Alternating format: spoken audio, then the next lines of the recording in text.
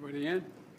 US President Joe Biden on Tuesday told Ukrainian President Volodymyr Zelenskiy not to give up hope in his country's fight against Russia's invasion, saying the US Congress should fund additional aid. Biden also announced $200 million in separate military assistance for the country. Particularly in Europe. And this is one of those moments. Congress needs to pass a supplemental funding for Ukraine before they break for the holiday recess, before they give Putin the greatest Christmas gift they could possibly give him.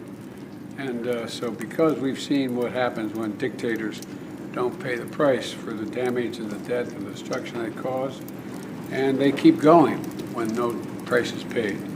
The threats to America, to Europe, and the world will only keep rising if we don't act. And I intend that we act. The American people, Democrats and Republicans alike, I think, understand this, and they understand the very real fight that's going on right now.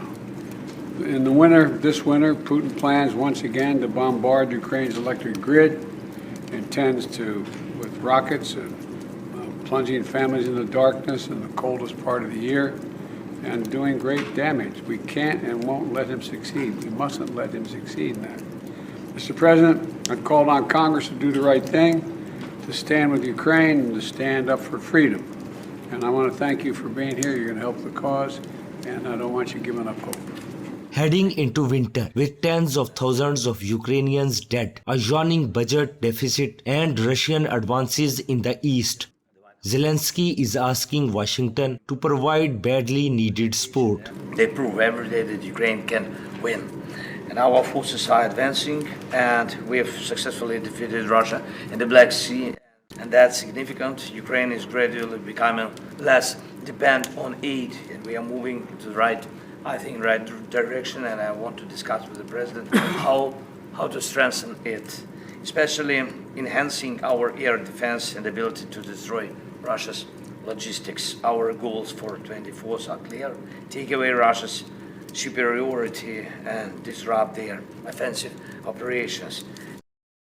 We also need to work faster with the frozen Russian assets, over 300 billion frozen assets from terrorists, and we should use it to protect against Russian terror. And I want to talk about some details regarding our reforms and EU integration. Ukraine continues to reform its institutions even during the war. It's very important for us, and we are successful. I think that's very important, and people need to be confident that freedom is secure and strong enough to win. Thank you very much, Mr. President. Thank you. And before the press, hey, whoa, hush up a second, okay? I got one more thing to say. Okay? I've just signed another $200 million drawdown from the Department of Defense for Ukraine, and that'll be coming quickly. Thank you. Thank you very much. Are you mad at me? President Biden, are you mad at me? Ukraine to win this battle. President Biden, are you mad at me?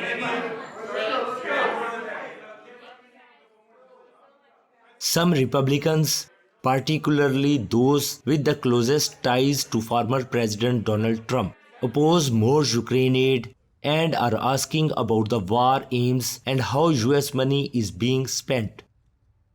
They say any further money must be paired with changes to immigration policy, an exceptionally divisive issue in US politics. Other Republicans questioned whether additional aid would help Ukraine defeat Russia after a summer offensive that has failed to yield clear gains.